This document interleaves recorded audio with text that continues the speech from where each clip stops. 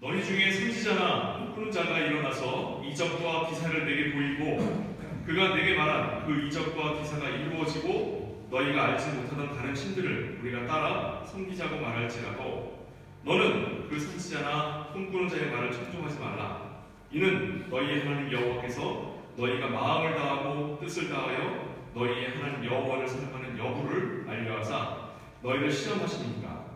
너희는 너희의 하나님 여호와를 따르며 그를 경외하며 그의 명령을 지키며 그의 목소리를 청종하며 그를 섬기며 그를 의지하며 그런 선지자나 꿈꾸는 자는 죽이라.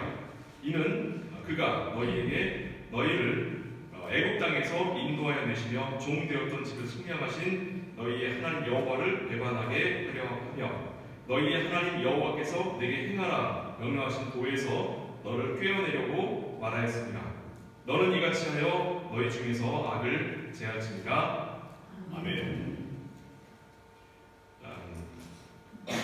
Wenn jemand auf Deutsch Bibel lesen, Verse ist nicht nur 5, sondern 6.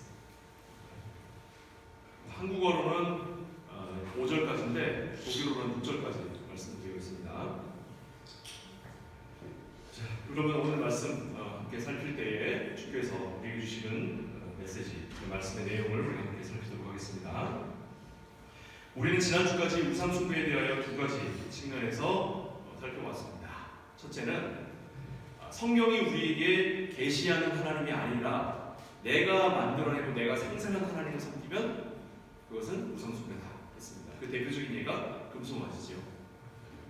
그러니까 내가 우리 하나님은 하얗게 산신령처럼 하얀 옷을 입으시고 하얀 수염이 있고 하얗게 머리를 이렇게 늘어뜨려서 나한테 허허허 웃으시는 나는 나의 하나님 그런 하나님이야 하시는 분은 성경 말씀을 따라 죄송합니다만 우상을 섬기고 계시는 겁니다. 또 나는 내가 섬기는 하나님은 너무 무서워서 내가 조금이라도 다른 길로 갈 때 나에게 꼭 시험거리를 주셔서 나의 발목을 분질르는 한이 있어도 하나님은 자기 교회를 이끌어 오시는 분이시다 라고 한다면 그 역시 우상 숭배입니다. 참된 하나님은 우리가 믿고 우리가 신앙하는 그 하나님은 성경이 계시하시는 하나님. 그래서 성경의 용어로 하나님을 이야기해야 됩니다. 그리고 혹 성경의 용어가 아니라 할지라도 교회의 언어로 명시된 그런 하나님입니다. 삼위일체 하나님. 성경의 언어가 아니지만 교회가 2000년 넘는 시간 동안 하나님에 대하여 이야기할 때 표현하는 언어들이죠. 이런 방식이 아니라 내가 나의 감각과 나의 경험으로 만들어놓고 내가 기대하는 하나님의 상을 만들어서 내가 그를 하나님이라고 이름 붙이는 것, 그게 곧 금송아지인 것입니다. 이게 이제 우상숭배의 가장 첫 번째 되는 내용이고, 두 번째 우상숭배의 내용은 그 하나님께서 말씀하시는 바를 따라 하나님을 섬겨야 하는데 하나님께서 말씀하시는 바가 아니라 내가 생각하기에 이렇게 하면 하나님이 더 좋아하실 것이고 내가 생각할 때 이렇게 하면 하나님이 더 영광을 받으실 거라고 내가 고안해낸 방식의 예배, 그와 같은 것들이 참된 하나님을 향한 예배를 방해하는 우상 숭배라고 했습니다. 이것을 성경에서는 자의적 숭배라고 합니다. 자의적 숭배는 성경에서도 또 그리스어 전체를 통해서도 단 한 번밖에 쓰이지 않은 단어라고 했습니다. 그리고 그 정도로 이 단어에게는 큰 힘이 있습니다. 그래서 우리가 우상 숭배다라고 하면 첫째, 성경이 계시하시는 하나님이 아닌 다른 하나님을 하나님이라고 부르고, 둘째, 성경이 계시하시는 방법을 따라 하나님께 예배하는 것이 아니라 내가 내 마음대로 내가 이렇게 하는 것을 더 하나님이 좋아하실 거라고 말하는 것, 이와 같은 것들입니다. 이제 오늘 본문에서는 거기에서 하나 더 들어갑니다. 하나 더 들어가서 우리의 신앙을 흔들고 시험과 유혹에 걸림돌이 되어서 우상숭배의 길로 빠뜨리는 것들에 관한 이야기를 좀 해보려고 합니다. 원래 본질적으로는 우리 안에서 이와 같은 첫 번째 우상숭배와 두 번째 우상숭배에 관한 내용은 우리 안에서 발생하는 것들이죠. 우리는 우상숭배를 위하여 우상을 만들어내는 공장이라고 이야기할 정도로, 종교개혁자들이 그렇게 표현할 정도로 우리는 우상을 만들어내는 것에 아주 익숙하고 참된 하나님을 섬기는 데 굉장히 어색한 사람들입니다. 그런데 그럼에도 불구하고 우리는 주일마다 교회에 와서 하나님의 말씀을 듣고 집에서 성경 말씀을 읽으며 그래도 어떻게든 근근히 하나님께 매달려 있으려고 애를 쓰는데 너무나도 손쉽게 그 매달리려고 하는 그 손을 뿌리치게 만드는 것들이 세상에 있습니다. 이것들이 과연 어떠한 것인지를 오늘 성경 본문을 이야기하고 있고 그것에 대하여 우리가 오늘 이야기해보려고 합니다. 오늘 본문의 맨 처음에 1절 한번 보시면 너희 중에 선지자나 꿈꾸는 자가 일어나서 라고 되어 있습니다. 너희 중에 선지자나 꿈꾸는 자가 너희 중에 라고 했습니다. 너희 중에라는 말은 우리 안에서라는 말이고요. 선지자라는 말은 하나님의 말씀을 전하는 자입니다. 이건 이제 언어는 미리 앞을 내다보는 자 이런 뜻으로 되어 있는데 실제로는 이거 하나님의 말씀을 전하는 자라는 뜻으로 쓰입니다. 두 번째 꿈꾸는 자라고 했을 때는 우리 성경에서도 하나님께서 간혹 가다가 꿈으로 계시하시는 경우가 있어요. 그래서 꿈꾸는 자들이 과거에 성경이 있기 전까지는 교회에서나 모임에서 대단히 중요한 하나님의 말씀을 전하는 역할을 했었습니다. 그러니까 이분들은 오늘날로 따지면 오늘날 우리가 쉽게 이해하기 쉽게 만들면 목사님들이에요. 너희 중에 목사님들이 일어나 이적과 기사를 내게 보이고 우리가 기대하는 게 그거잖아요. 이적과 기사. 기도하니까 이가 금으로 변한다든지 못 걷는 사람들이 갑자기 걷게 된다든지 아픈 데를 손 얹고 기도했더니 병이 낫는다든지 이런 이적과 기사들을 내게 보이고 그가 내게 말한 그 이적과 기사가 진짜로 이루어졌어요. 진짜로 이루어지고 너희가 알지 못하는 다른 신들을 여기서 말하는 다른 신들이란 부처나 알라가 아니라 내가 성경을 통해 하나님을 알게 된 그 하나님이 아니라 금송아지를 얘기하는 거예요. 그러니까 우리가 성경을 통해 받아야 하는 그 하나님이 아니라 우리가 듣도 보도 못했던 새로운 방식으로 하나님을 소개하는 내용을 들었을 때에 이런 말이에요. 이해하시겠죠? 네. 그런 신들을 우리가 따라 섬기자고 말할지라도 자 보세요. 1절에 선지자나 꿈꾸는 자라고 했을 때에 그들이 거짓 선지자나 거짓 꿈을 꾸는 자들이라고 설명하고 있지 않아요. 아무런 수식어가 없습니다. 그냥 선지자나 꿈꾸는 자예요. 그들은 그냥 목사를 얘기합니다. 아무런 가치가 부여되어 있지 않아요. 그런데 그들이 무슨 짓을 해요 지금? 이적과 기사를 행하면서 그런 이적과 기사를 행하는 분이 하나님이시라고 소개하는 거예요. 이걸 뭐라고 그런다고요? 더 가보겠습니다. 3절 너는 그 선지자나 꿈꾸는 자의 말을 청종하지 말라. 이는 너희의 하나님 여호와께서 너희가 마음을 다하고 뜻을 다하여 너희의 하나님 여호와를 사랑하는 여부를 알려 하사 너희를 시험하시느니라. 우리가 신앙생활을 하면서 기대하는 것들은 기적과 이상입니다. 예수님도 말씀하셨죠. 이 세대가 나에게 표적을 구하나 내가 너에게 보일 표적이 없다고 하셨어요. 말씀 중에. 그거는 곧 예수님 때만이 아니라 모든 세대의 사람들은 종교라고 하는 것으로 구원을 보고 싶어 하려면 이적과 기사를 기대해요. 그런데 오늘 성경이 분명히 선을 긋고 있습니다. 이적과 기사를 보이고 그것이 분명히 이루어질지라도 그들이 성경이 말하는 하나님이 아닌 자신들이 기대하는 하나님을 이야기하고 자신들이 기대하는 하나님을 소개할 때에 그는 하나님의 말씀을 전하는 것이 아니기 때문에 그의 말을 듣지 말라고. 누가 전하더라도 목사가 전하더라도 성경에 다 나와 있어요. 그리고 5절에 뭐라고 시작합니까? 5절에 뭐라고 시작해요? 그럼 선지자나 꿈꾸는 자는 죽이라고. 어떻습니까? 자, 이제 칼을 하나씩 드릴 테니까 이제 앞으로 나와서 돌아가면서 김종국 목사 하나씩 드리겠습니다. 이제 어때요? 무시무시하죠? 우리가 우상 숭배를 한다라고 하는 것을 하나님이 얼마나 싫어하시는지를 이 성경을 통해 지금 우리에게 계시하고 있고요. 우리는 얼마나 그 우상 숭배라고 하는 거에 달콤한 유혹에 빠지는 자인지를 지금 오늘 보면 이야기하고 있습니다. 사람들이 진리냐 아니냐를 판단하는 그 근거로 자기 자신이 그걸 판단할 수 있는 능력이 없다고 생각하기 때문에 다른 사람들이 어떻게 하느냐에 기대는 경향이 있어요. 세상에 깨진 창문 이론이라는 게 있습니다. 들어보셨어요?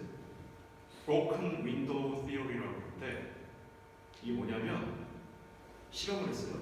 차세대를 갖다 놓고 일주일이고 한 달이고 뒀는데 아무도 와서 차를 부수지 않는 거예요.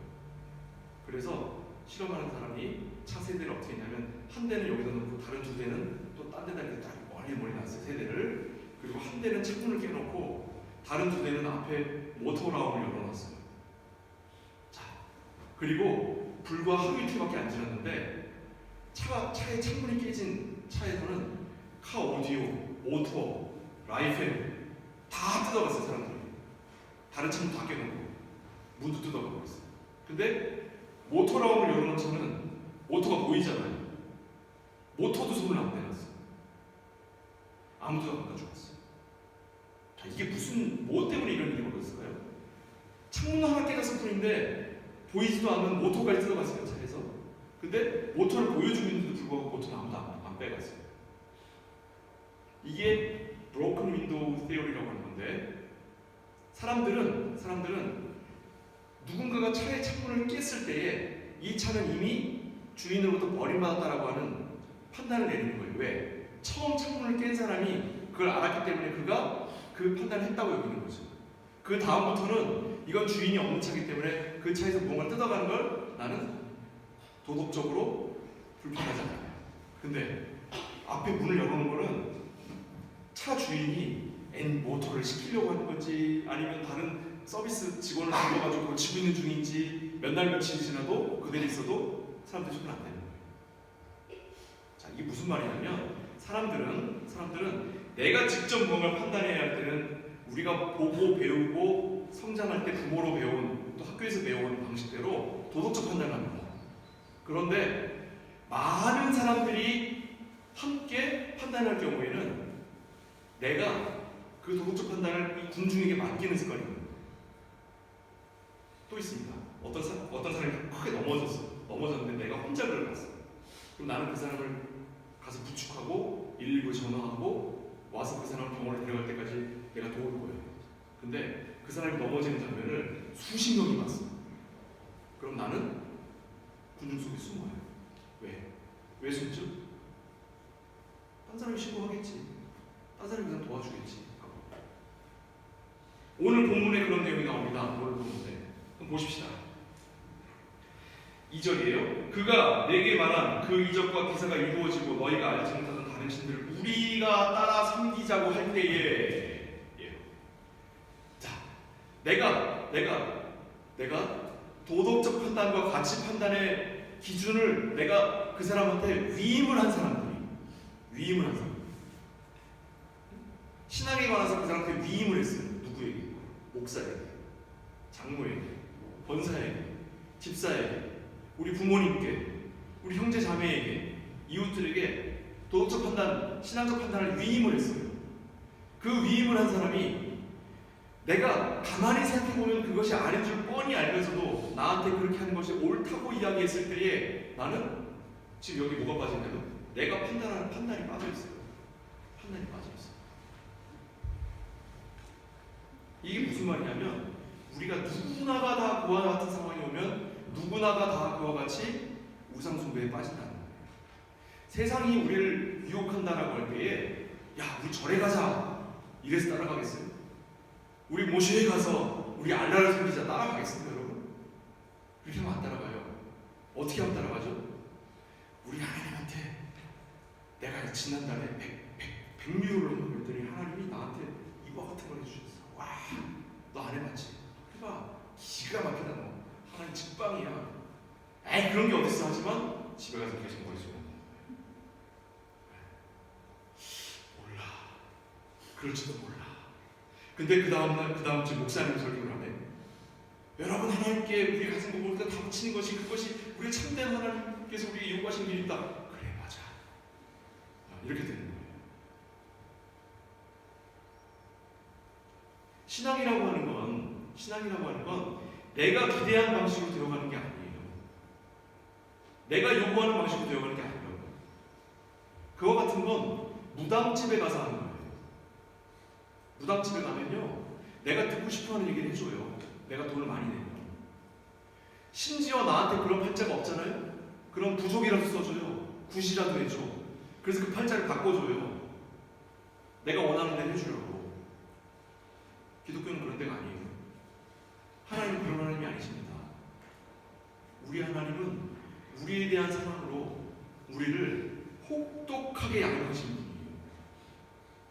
우리에게 꼭 필요한 것들을 내가 알지 못하는, 나는 바라지만 하나님께서는 그렇게 했을 때에 우리가 옳지 못한 것으로 잘못 성장할 것을 내다보시고 허락지 아니하시고, 내가 원치 않아도 그것이야말로 나의 영혼과 나의 영혼의 잘됨을 위하여 꼭 필요하다면 하나님은 그것을 우리에게 쓴약이라도 보이시는 거예요.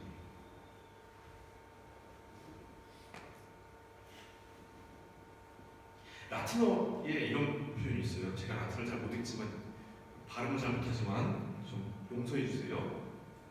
네크레 에님 에란티움 물티투도 파리트 에로리 파트로시니움 이런 거 있어요. 죄송합니다. 라틴어 하시는 분들한테 죄송해요. 뭔 말이냐면 모두가 잘못을 행한다고 해도 그것이 잘못이 아니라고 할 수 없다. 이런 말이에요. 여기 에로룸 뭐 이거 에러 잘못. 잘못을 우리 모두가, 사람들이 모두가 다 그 행동을 한다고 해서 그게 잘못된 행동인데 그게 정의로 바뀔 수는 없다는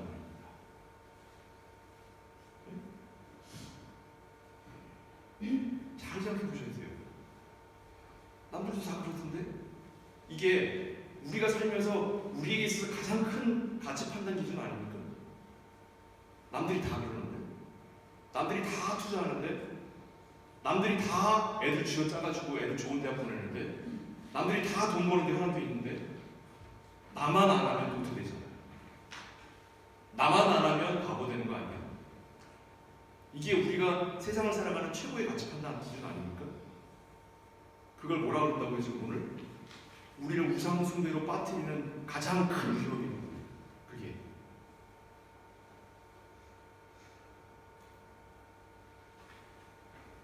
이적과 기사가 그리고 꿈에 보여지는 그와 같은 일들이 하나님께서 직접 우리에게 주시는 것이 아니라는 얘기는 지금 이 자리에서 하지 않겠습니다. 그런 얘기 하지 않을게요. 그런 것 정도는 지금 우리가 이야기할 정도 수준이 되지 않아요. 그런 건. 그와 같은 것들에 현혹되는 우리의 모습을 돌아보자는 겁니다. 그와 같은 것들에 너무너무 쉽게 현혹되는 우리의 모습이죠. 진리는 그와 같은 곳에 있지 않아요. 진리는 하나님의 말씀 자체에 있습니다. 이 말씀이 왜 하나님의 놀라운 말씀이 되는 거냐면 말씀이 곧 예수 그리스도시기 때문이에요. 예수 그리스도는 곧 하나님 자신이시기 때문이에요. 우리가 믿는 하나님은요 말씀 자신이에요. 이 말씀 자신은 곧 하나님 자신이시라고. 우리가 그렇게 멸시하는, 집에 가면 그냥 툭 던져놓고 주일 아침 되면 먼지 툭툭 털어서 가지고 오는 이 멸시하는 이 하나님의 말씀이 하나님 자신이에요.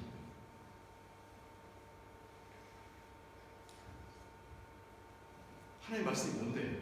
우리가 누누이 얘기하고 있지 않습니까? 하나님이 우리에게 주시는 언약의 내용이에요. 언약의 내용은 무엇 때문인데? 하나님께서 우리를 사랑하시는 것 때문이에요. 하나님은 내 거, 나는 하나님 거. 따라하겠습니다. 시작. 하나님은 내 거, 나는 하나님 거. 이 한 가지가 하나님의 말씀이에요. 이거 하나를 이루시기 위하여 하나님은 죄송합니다 이런 표현 써서 연락에 일하시는 거예요. 연락에.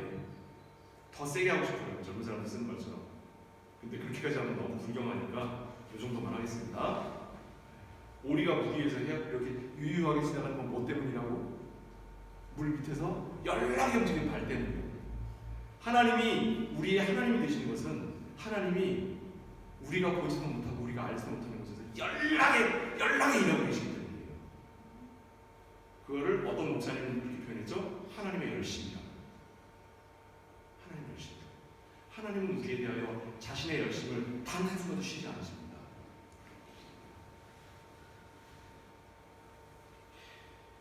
우리가 하나님께 울며 불며 매달리고 기도해도 안 이루어지는데 아주 가까운 사람들이 영적인 혹은 영적인 번제를 가진 사람들이 우리한테 와서 이적과 기사를 보여주더니만 그게 또 이루어져요. 어디 가서 기도하던 불치병이 난다고 하면 여러분 어떻습니까? 나한테 병이 있는데 어디 가서 기도받으면 나한테요.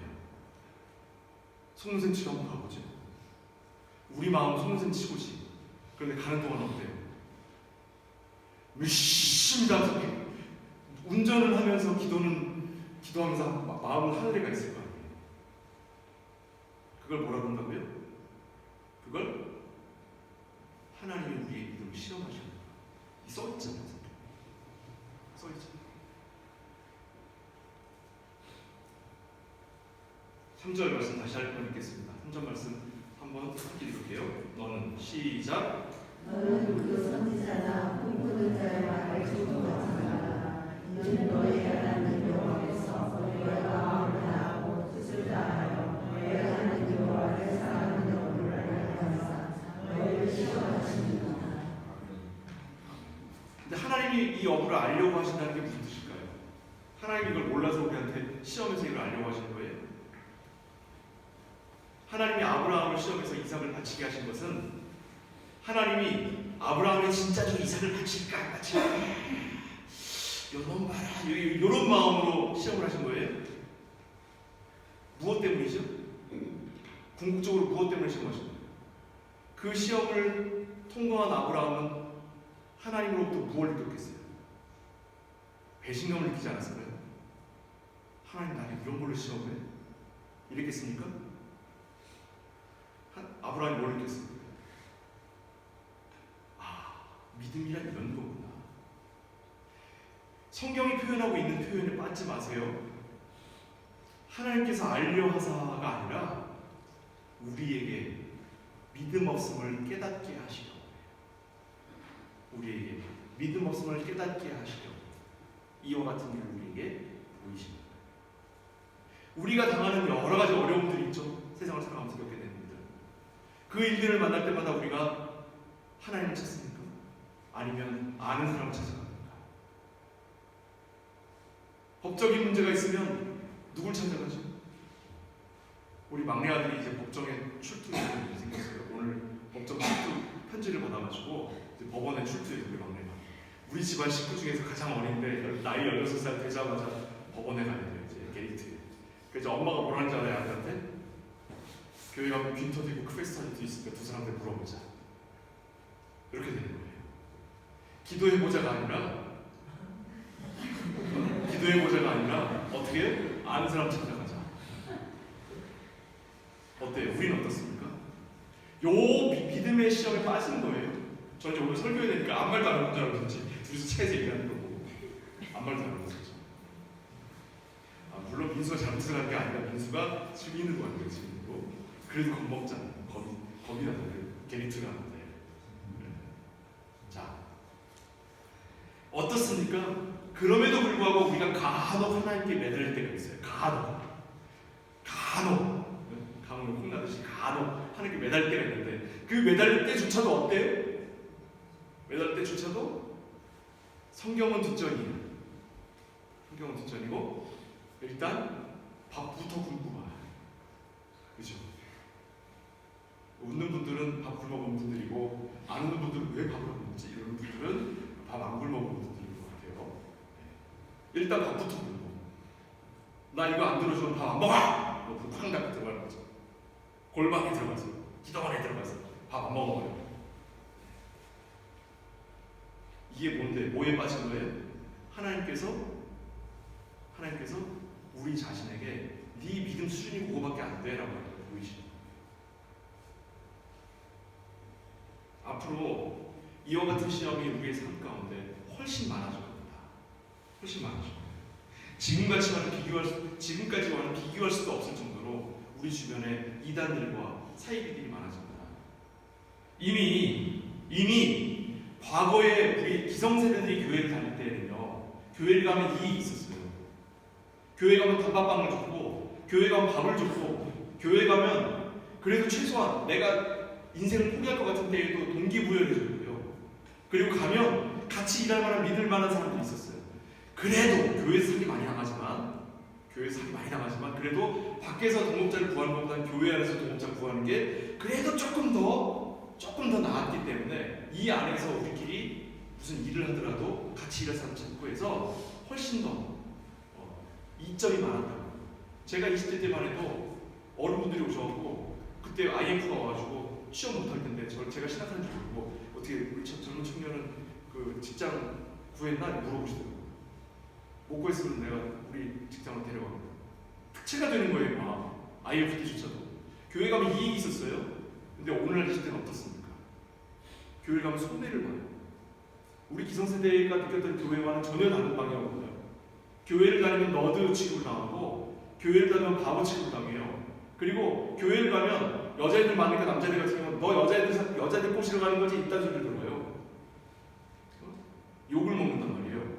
좀 시간이 지나면 도둑 취급당할지도 모르겠습니다. 왜요? 하도 어른들이 이상한 짓을 너무 많이 해버렸어요. 하도 교회 다니는 사람들이 이상한 사람들이라고 선입견이 생길 만한 짓을 너무 많이 해버렸어요. 어른들이. 그래서 젊은 사람들일수록 더 아래로 내려갈수록 교회 다니는 게 훨씬 더 힘들어질 거예요. 이 시험은 우리가 느끼는 것보다 우리 다음 세대가 훨씬 더 세질 겁니다. 그리고 심지어는 이단들이, 사이비들이 얼마나 극성을 부리는지, 구원파 따위는 이제는 정통과 구별되지도 않아요. 구원파 따위는. 구원파가 가르치는 것과 정통교회가 가르치는 게 차이가 없거든요. 교회 가면 복 받는다고 가르치는 게 구원파의 교리인데 그걸 정통교회가 그렇게 가르쳐버렸으니 이제 구원파가 자기들이 마음대로 펼치고 다녀도 찍소리도 못하는 거예요. 교회가. 신천지는 어떻습니까? 그들이 이야기하는 것에 우리가 반박이라도 할 수 있어요? 그들은 성경을 얼마나 잘 아는지 몰라. 근데 정통교회 다니는 사람들이 성경 언제 한번 들여다봐요? 목사님 주일날 가서 설명해 준 걸로 족하지? 그걸 굳이 그걸 읽어가지고 꼭 광신도처럼 그래야 돼? 하고 말씀을 자신의 삶에 적용하는 것을 마치 신천지단인 것처럼 만들어버렸어요. 진짜 무서운 건요, 하나님의 교회예요. 안상홍 하나님의 교회. 안상홍 이 사람은 국수 먹다 죽었어요. 자기 불멸하다고 했는데 국수 먹다 죽어서 체해가지고. 그 부인이 지금 교주인데 이 교회가 지금 한국에 가면 대형 교회는 너무 티가 나니까 안 그러는 것 같아요. 중형 교회들 하나씩 사들여요. 그 중형 교회들 가다 보면 중형 교회 한 두세 개 있으면 그 중에 한두 개는 꼭 하나님 교회예요. 차로 운전하다 가다 보면 좀 지나면 부동산은 전부 다 그 하나님 교회가 다 가져가요. 교인들은 신천지가 다 가져갑니다. 교리는 구원파가 다 가져갑니다. 이제 정통교회라고 하는 참된 하나님을 모시는 교회라고 하는 데를 찾기가 훨씬 더 어려워져요. 왜냐하면 정통교회 안에도 하나님 말씀을 가르치는 교회가 없기 때문이지. 이와 같은 시험 가운데 여러분들 어떻게 하시겠습니까?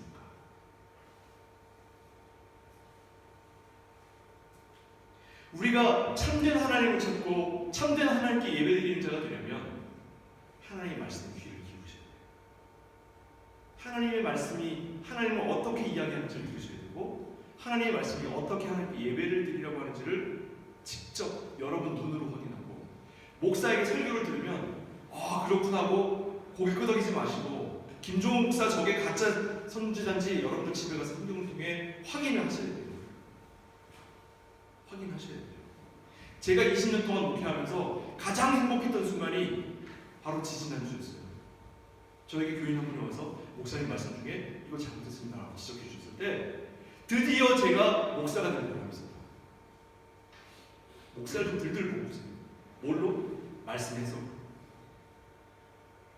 그러셔야 목사도 성장하고 교회도 건강해져요. 언젠가 말씀드렸지만 사랑은 받는 사람과 주는 사람이 있습니다. 받는 사람과 주는 사람이 있어요. 뭐가 진짜 사랑일까요? 신앙도 마찬가지예요. 신앙도 마찬가지. 가만히 앉아서 감나무 밑에서 입 벌리는 신앙이 있고요. 감나무 위에 올라가서 그 감을 따는 신앙이 있습니다. 어떤 신앙이 참된 신앙이겠습니까? 이단의 가르침에 흠되지 않고 정통 신앙 안으로 들어가는 방법은 그냥 기도 열심히 하면 훌륭한 목사님 와서 우리한테 정통 신앙 가르쳐 주겠지가 아니라 우리가 그 길을 가요. 목사가 조금이라도 헛짓 소리 하면 호되게 목사에게 당신 목사 아니냐 말씀하실 수 있습니다. 나의 수고를 안 나눠준다고 삐치는 신앙, 인사 안 받는다고 마음에 담아두는 신앙, 왜 난 저렇게 쳐다보지 하고 뒤끝 장렬하는 신앙, 전부 손해 안 보고 이익 얻으려는 우상 숭배에 대한 작은 결과들이에요. 언제까지 거기에 머물러 계시겠어요? 언제까지? 제발 이제는 일어서십시다. 일어서십시다. 누워만 계시지 말고 일어서서 감나무 기어 올라가십시다. 하나님께서 준비하신 열매가 차고 넘칩니다. 그리고 우리 하나님은 절대로 우리를 이단에 또 사이비에 속으래 그 입 안으로 우리를 던져놓지 않으셔요. 하나님께서 우리를 자녀 삼으신 것이 언제라고요? 창세 전에. 창세 전부터 우리를 자녀 삼으셨는데 고작 사이비 이단들한테 우리를 빼앗기시겠습니까? 그럴 일 절대 없습니다. 참된 하나님을 믿으시고 여러분들 굳게 서셔서 하나님의 말씀 가운데 자신의 삶을 내어드리고 우상 숭배와는 거리가 먼 참된 하나님을 믿는 신앙 가운데 여러분 모두 하나님의 교회 되시는 건강한 교회 되시는 참된 교회 되시는 그래서 이 세상의 모든 유혹과 시험이 몰려와도 이겨내는 저와 여러분 되시길 주님의 이름으로 축복을 드립니다. 기도하겠습니다.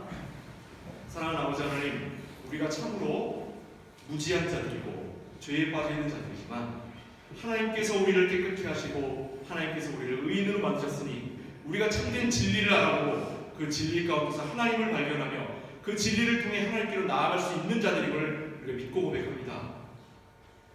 이 믿음 가운데 분명히 서서 단 한 사람도 넘어짐 없이 하나님 나라에 들어가 영원토록 하나님과 기쁨을 누리는 자들로 허락하여 주옵소서. 예수 그리스도 이름으로 축복하며 기도합니다. 아멘.